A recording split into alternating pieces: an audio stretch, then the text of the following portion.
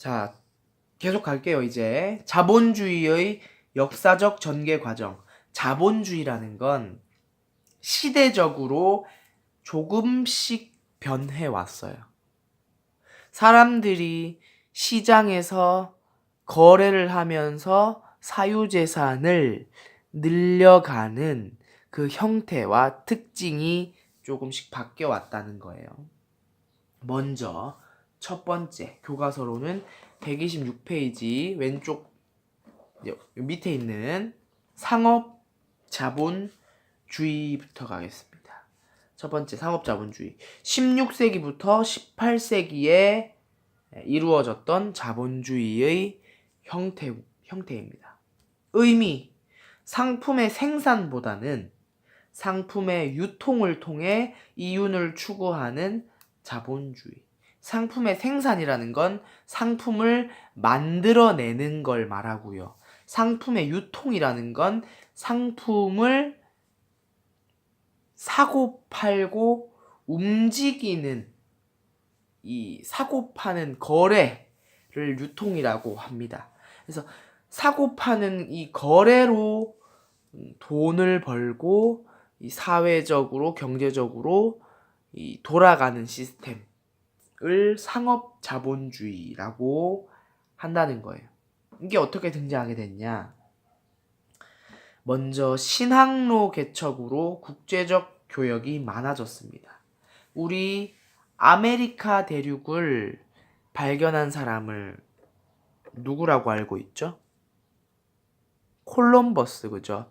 콜럼버스가 물론 가장 먼저 발견한 건 아니라는 게 정설인데, 아무튼 콜럼버스가 세계에 알린 건 맞잖아요. 유럽 세계에 아메리카 대륙을 알리는데 큰 역할을 했으니까 그런 일이 1492년에 일어났고 15세기였기 때문에 그때 15세기, 16세기에 바다로 사람들이 배를 타고 다른 나라를 찾아가는 그런 루트를 발견하고 이제 거래를 하던 시기였어요.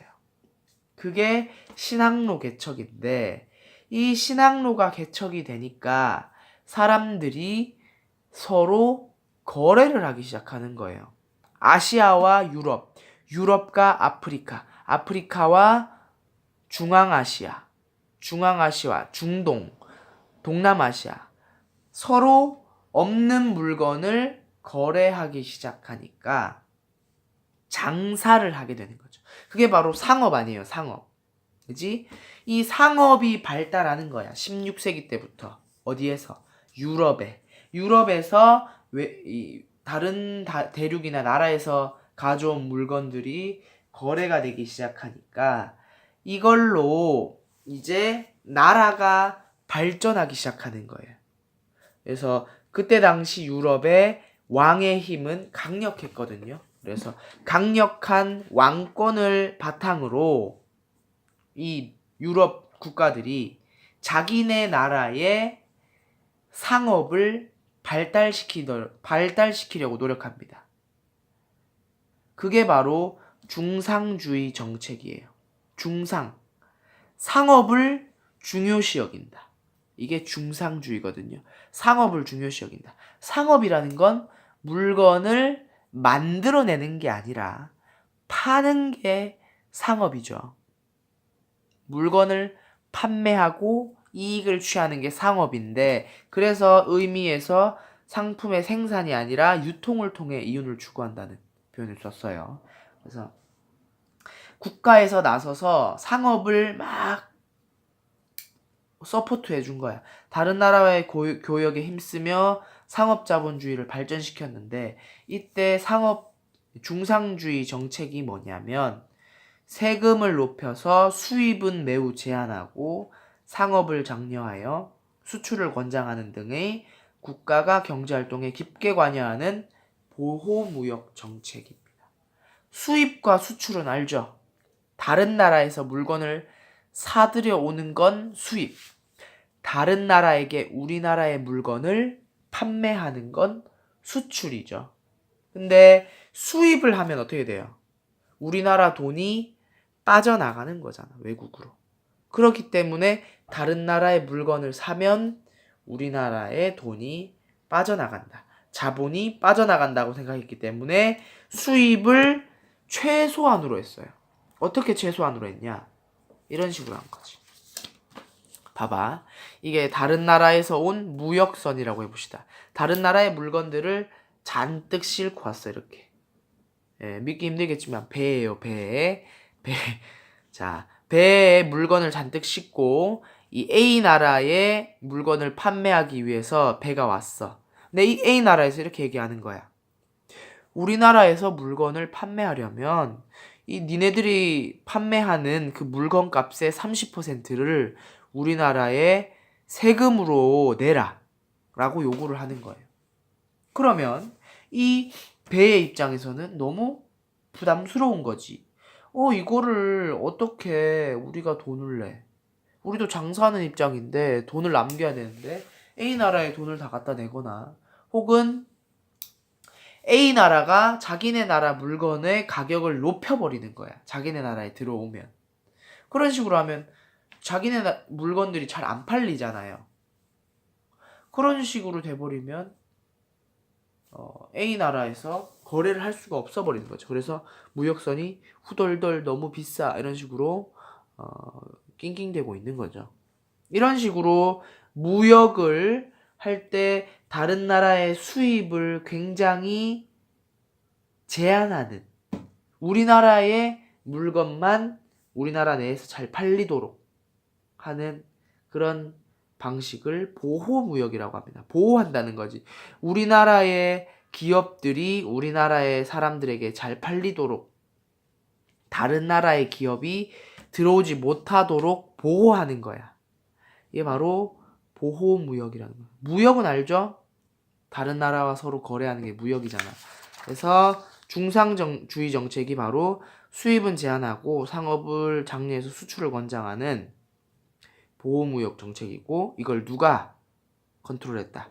국가가. 국가는 그때 당시 어땠는데? 강력한 왕권을 가지고 있었기 때문에. 그래서 다른 나라와 이 장사를 하면서 돈을 벌던 시절이 상업 자본주의고 16세기, 18세기 벌어졌던 일이다 라는 거죠. 이게 상업 자본주의고요. 그렇던 시절에 이제 자본주의의 흐름이 바뀝니다. 이제 앞으로 몇 번 자본주의가 바뀔 건데 다들 바뀌는 이유가 뭐냐면 그동안 했던 자본주의가 문제점을 드러냈기 때문이에요. 상업 자본주의를 하다 보니까 이런 문제점이 생겨서 이렇게 해보는 게 어떻겠냐? 이렇게 하자 라고 바뀌게 된 겁니다. 다른 변화들도 그런 식으로 바뀌게 되는데 어떻게 바뀌게 될지 한번 봅시다. 상업 자본주의를 하다 보니까 국가가 나서서 자꾸 컨트롤을 해야 되죠. 국가가 나서서 거래를, 상업을 막 관여하는 거야. 다른 나라 물건 못 들어오게 하고 우리나라 물건은 다른 나라로 잘 팔리도록 자꾸 컨트롤을 하다 보니까 불편한 점이 생기는 거지. 국민으로서는 다른 나라의 물건을 사용할 수가 없고 외국 기업으로서는 다른 나라로 진출을 할 수가 없는 상황이 돼버리니까 불편한 점이 생기는 거예요. 이거 바꿔야겠다 라고 생각하고 또 사회적 흐름이 바뀌니까 등장했던 것들, 이 바로 두 번째로 등장하는 산업자본주의입니다. 산업자본주의와 자유방임주의, 18세기 중반부터 19세기에 등장하는 개념이에요. 18세기 중엽 산업혁명이 발생하여 유통이 아닌 생산활동을 통해 이윤을 추구하는 자본주의를 산업자본주의라고 합니다. 헷갈리면 안 돼요. 그 전 거는 상업자본주의야. 이건 산업자본주의고, 산업이라는 게 뭐냐면 물건을 생산해내는 걸 산업이라고 하죠. 그 전까지는 만들어진 물건을 사고 파는 걸로 돈을 벌었다면 이제는 물건을 만들어서 파는 거에 집중하겠다는 거야. 왜 그렇게 바뀌었냐? 산업혁명이 발생했기 때문에. 중학교 때 배웠죠. 기술의 발달, 특히 증기기관의 발달로 인해서 기계가 도입이 되고 생산성이 어떻게 됐어요? 높아졌지. 손으로 하나, 두 개 만들던 걸 기계로 찍어내니까 1000개, 100개, 10,000개씩 만들어낼 수 있는 거예요. 그러면 그렇게 많이 또 굉장히 사람 손으로 하기 힘든 정밀한 작업도 해낼 수 있기 때문에 이제는 많이 판매할 수가 있는 거지. 대량 판매가 가능해진 거예요. 이러한 사회적 구조와 플러스 아까 말했다시피 이런 보호무역으로 인해서 불편했던 점들이 모여서 바뀌기 시작한 거예요. 18세기 중반부터. 산업자본주의의 특징은 생산을 통한 이윤을 추구한다는 거야. 그전에는 유통을 통한 이윤 추구였고요. 생산한 상품을 자유롭게 판매할 시장의 자유가 필요해. 많이 만들어냈잖아, 그지? 10개 만들어내던 걸, 그전에 손으로 만들었기 때문에 10개 만들어내던 걸 1000개, 100개, 1000개, 10,000개 만들어내니까 이걸 우리나라 내에서만 판매하기엔 양이 많은 거야. 그러면 다른 나라에 가서도 팔아야 되는데 그전에 보호무역을 하니까 다른 나라들은 안 받아주려고 하는 거야. 이거 안 된다. 이거 깨내야 된다. 이거 자유롭게 서로 거래해야 된다. 보호무역하면 안 된다라고 등장해서 그런 필요성이 등장해서 만들어진 게 바로 자유방임주의예요.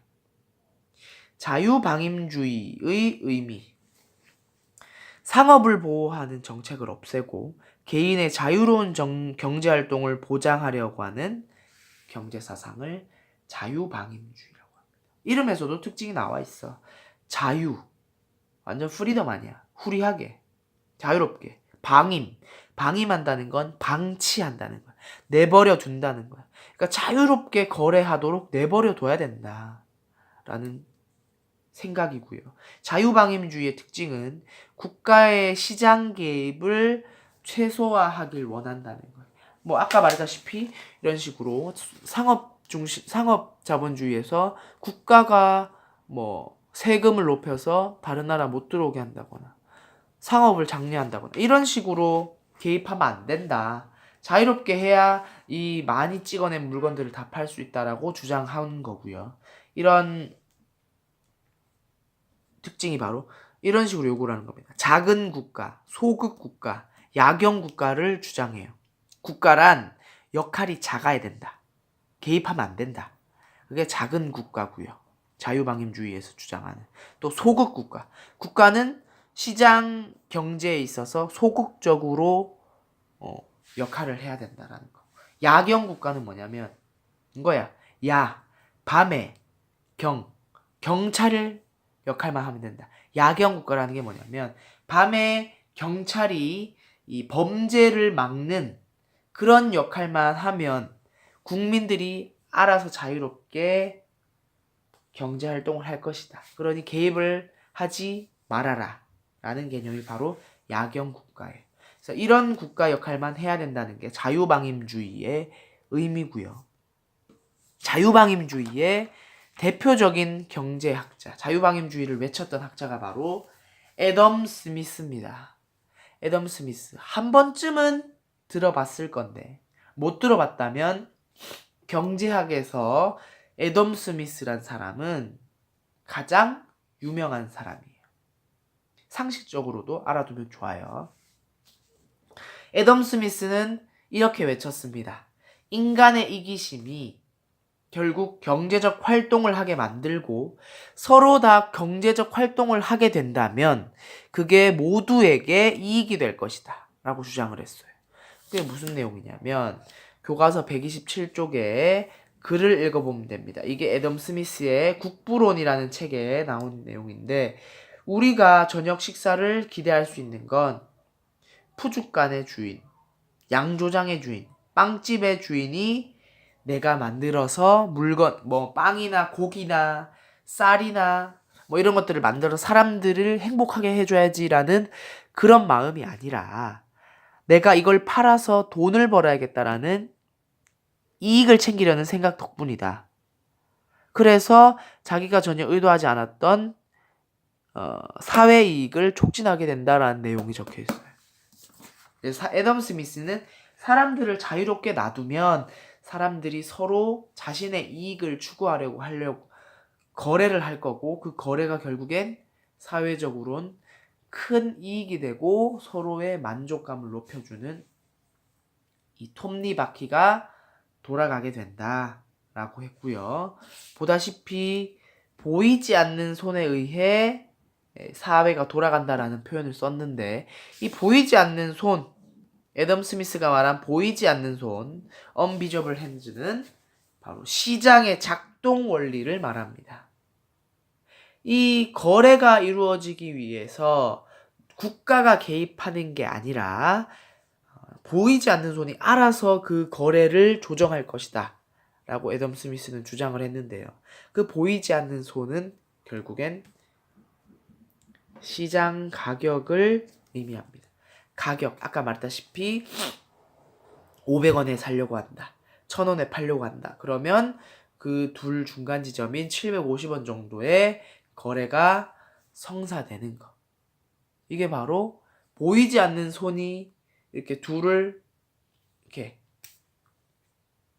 딱 거래할 수 있도록 만들어준 거잖아요. 중간에 누가 와서 막, 야, 니는 얼마 해 이렇게 직접적으로 개입한 게 아니라 시장 가격이라는 보이지 않는 손이 그 둘을 거래하게 만들었고, 이 시장 전체를 관리하는 모습이다라고 애덤 스미스는 주장을 했다는 겁니다.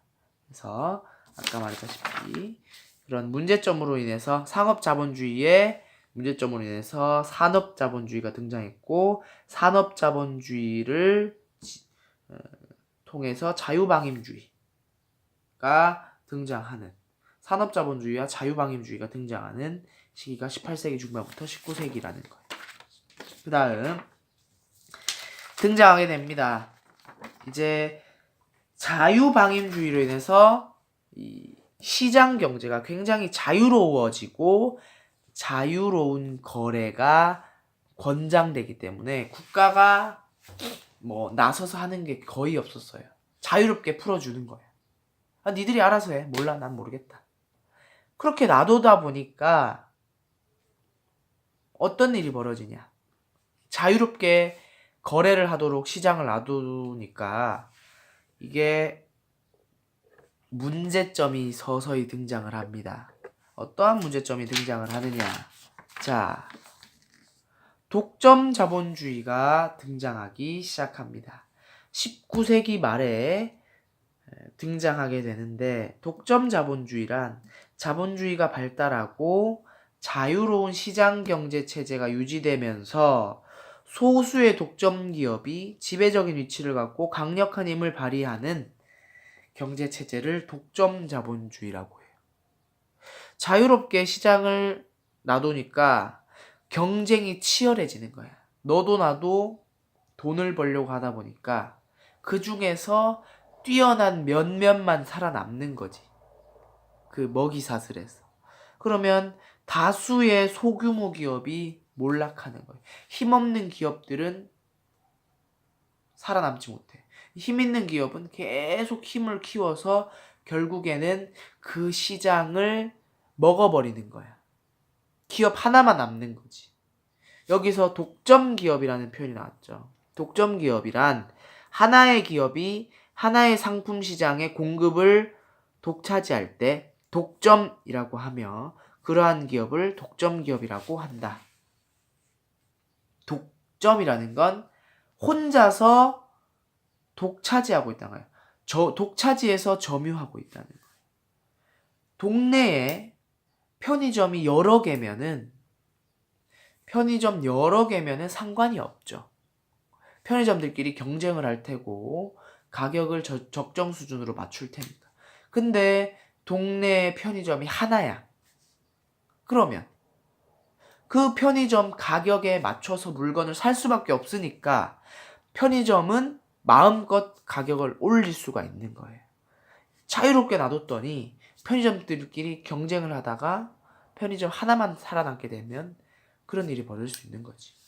그런 독점 기업이 등장하게 되고, 그때부터 자본주의가 독점 자본주의가 되는데, 독점 자본주의의 특징은 소수의 대기업, 소수의 독점 기업이 시장을 지배하게 되고 결국엔 하나의 기업만 남게 되니까 경쟁이 사라지죠. 아까 말했다시피 편의점들이 여러 개가 있어야 경쟁을 하는데 하나만 남게 되면 경쟁 자체가 사라지기 때문에 독점 기업이 이 구매하는 사람들, 소비자들을 싹쓸이해 가는 거예요.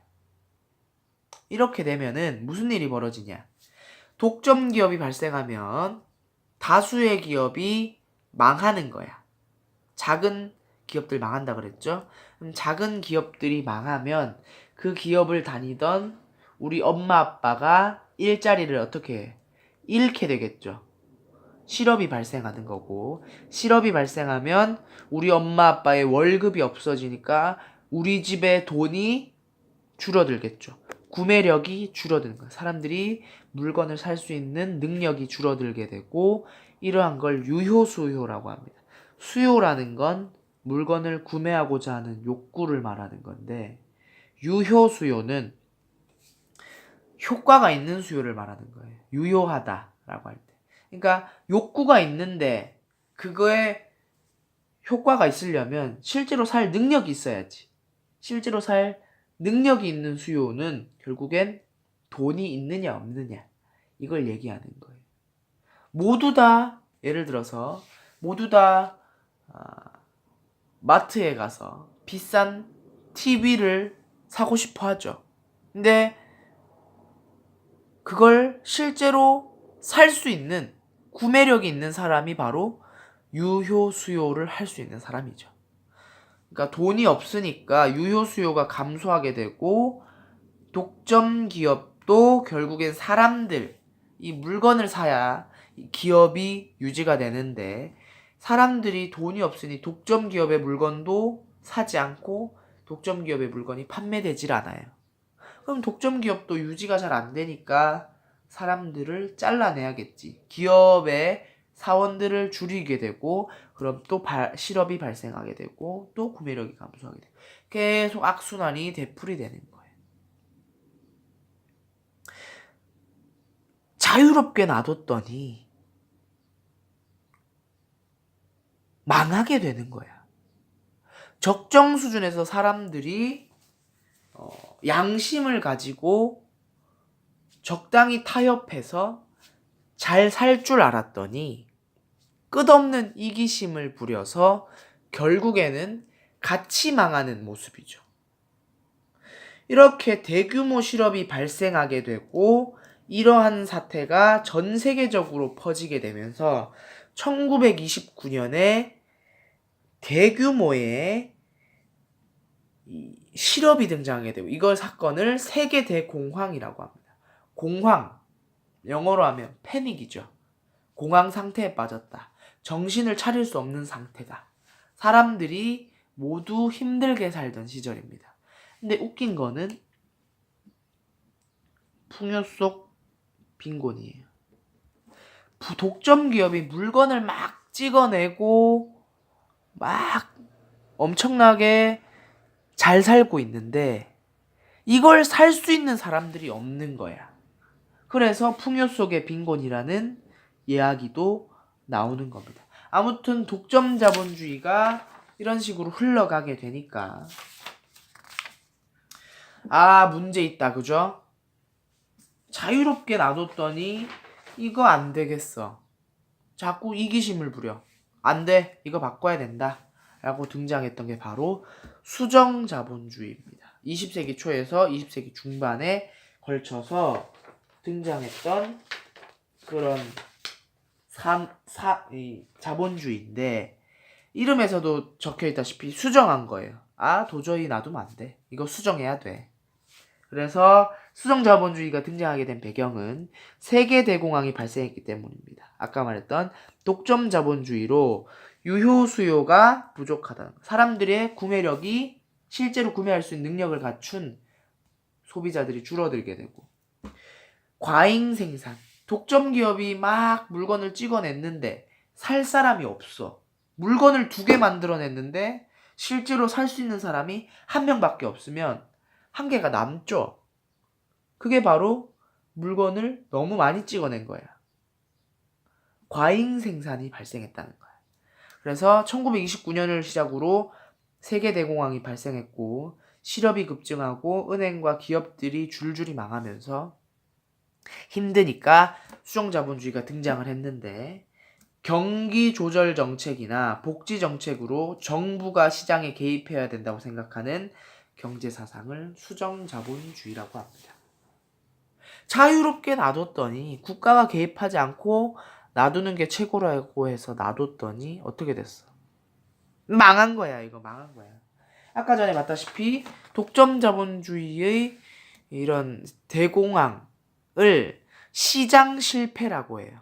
시장을 자유롭게 놔뒀더니 시장의 기능만 믿고 시장의 기본 원리인 시장 가격만 믿고 놔뒀더니 실패를 겪었다라고 해서 시장 실패라고 하는데 이런 시장 실패는 결국엔 국가가 나서서 개입하지 않았기 때문이다라고 판단을 했기 때문에 수정자본주의를 들고 나온 겁니다. 그래서 국가의 역할을 강조하기 시작해요. 그걸 주장한 사람이 바로 경제학자 케인즈입니다. 케인즈는 경기 침체, 나라가 잘 안 돌아간다거나 실업률, 사람들이 일자리를 갖지 못하는 상황이 많아지면 정부가 지출을 확대해서 일자리를 늘려야 국민의 유효 수요가 증가한다고 주장했습니다. 정부가 자꾸 일을 벌여서 사람들이 일자리를 갖도록 해주면 사람들이 돈을 벌 테고 그 돈을 쓰기 시작하면 결국엔 나라가 돌아갈 것이다 라고 판단을 한 겁니다. 그래서 중학교 때 배웠을 거예요, 여러분들. 뉴딜 정책, 그죠? 대통령 루즈벨트, 미국 대통령 루즈벨트가 나라에 토목공사를 많이 하는 거예요.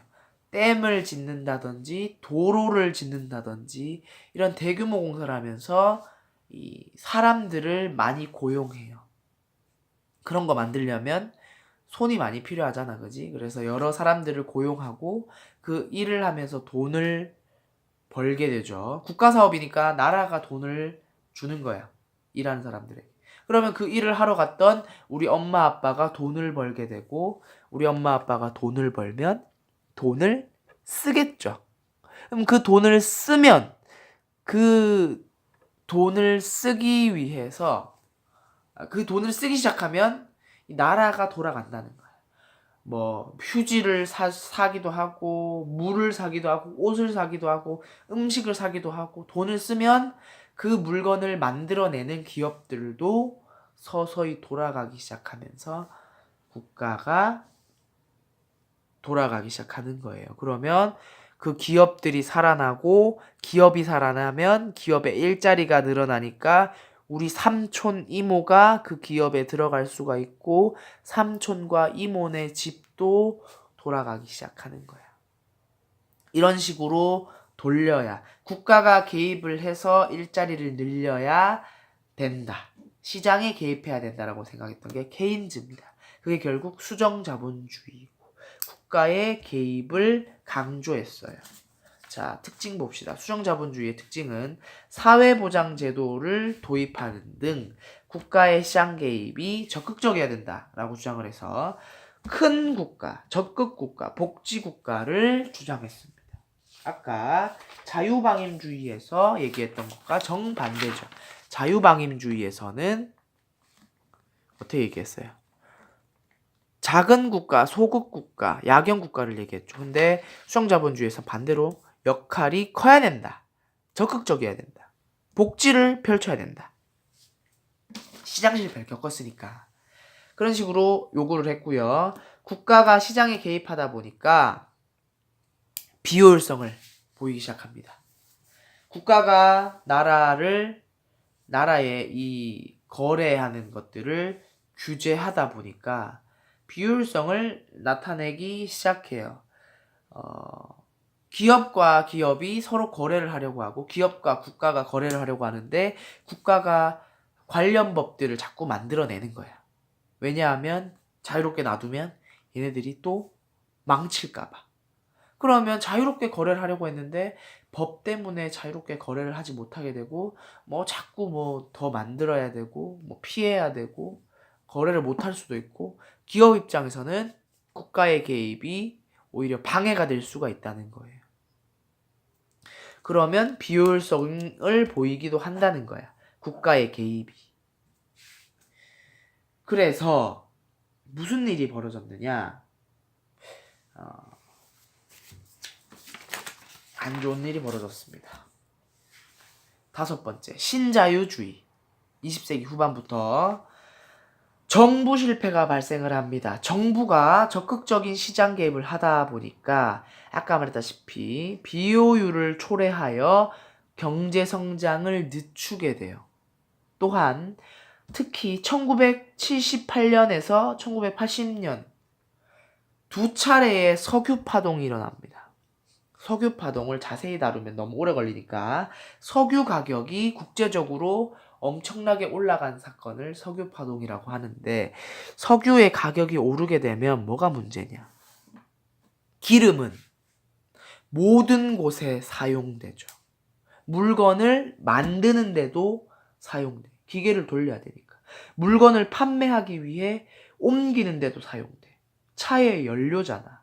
배의 연료잖아. 비행기의 연료잖아. 석유가.